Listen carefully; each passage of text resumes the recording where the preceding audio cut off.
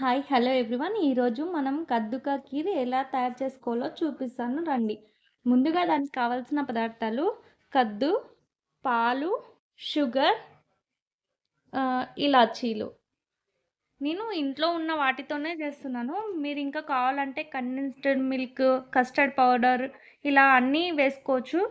కానీ అవన్నీ వేయకున్నా పర్వాలేదు, వీటితోనే తయారు చేసుకోవచ్చు. ముందుగా నేను ఒక పెద్ద సైజు సొరకాయని గ్రేట్ చేసి పెట్టుకున్నాను. గింజలు తీసేసుకొని గ్రేట్ చేసుకోవాలి ఇలా. ఇప్పుడు దీన్ని గీలో వేయించుకుందాం. ముందుగా ఒక కడాయి పెట్టుకుందాం స్టవ్ మీద. స్టవ్ వెలిగించుకొని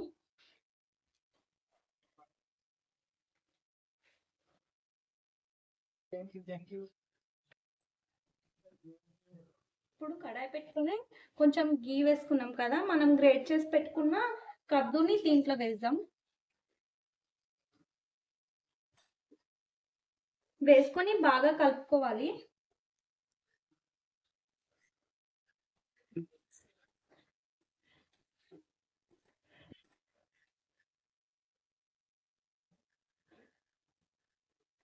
పచ్చివాసన పోయే వరకు వేగనించుకుందాం.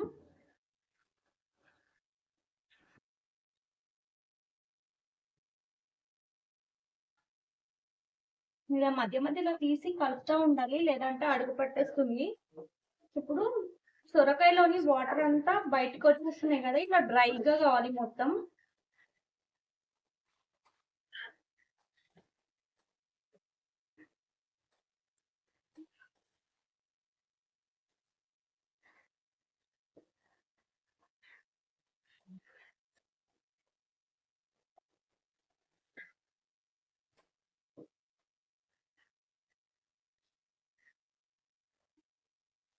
ఇప్పుడు ఇలా ఉంది కదా, దీంట్లోకి మనం 1 కప్పు మిల్క్ ని యాడ్ చేసుకుందాం.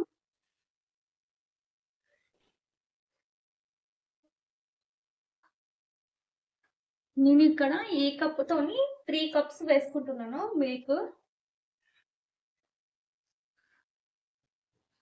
మిల్క్ వేసుకొని బాగా కలుపుకోవాలి.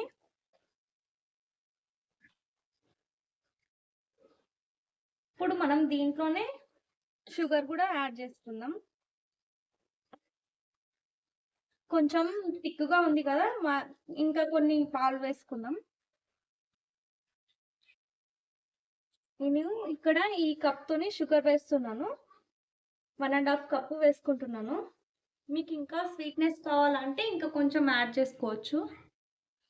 ఇప్పుడు షుగరు మిల్క్ బాగా మిక్స్ అయ్యేట్లాగా కలుపుకోవాలి.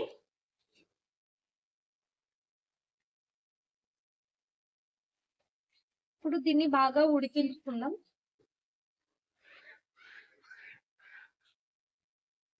ఇక్కడ నేను ఫ్లేవర్ కోసం ఇలాచీ పౌడర్ వేస్తున్నాను. కచ్చాపచ్చగా దంచుకోవాలి.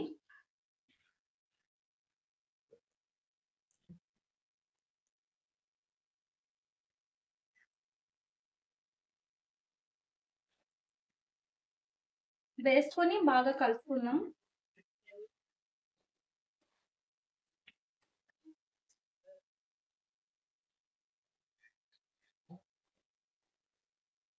ఇప్పుడు ఇది మొత్తం దగ్గరికి అయ్యే వరకు వెయిట్ చేద్దాం.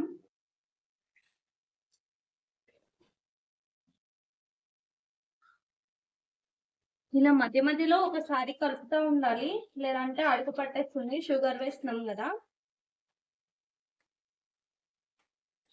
ఇంకొక 5 మినిట్స్ అయితే దగ్గరకు అయిపోతుంది. స్టవ్ ఆఫ్ చేసుకుందాం. అంతే అండి, ఎంతో టేస్టీకరమైన కద్దుకా కీర్ రెడీ అయిపోయింది. ఇప్పుడు స్టవ్ ఆఫ్ చేసుకొని ఒక బౌల్లోకి సర్వ్ చేసుకుందాం. అంతే అండి, ఎంతో టేస్టీకరమైన కద్దుకా కీర్ రెడీ అయిపోయింది. మీరు కూడా ట్రై చేసి ఎలా ఉందో కామెంట్ సెక్షన్లో కామెంట్ చేయండి. అలానే ఈ వీడియో నచ్చినట్లయితే లైక్ చేసి షేర్ చేసి మన ఛానల్ని సబ్స్క్రైబ్ చేయండి.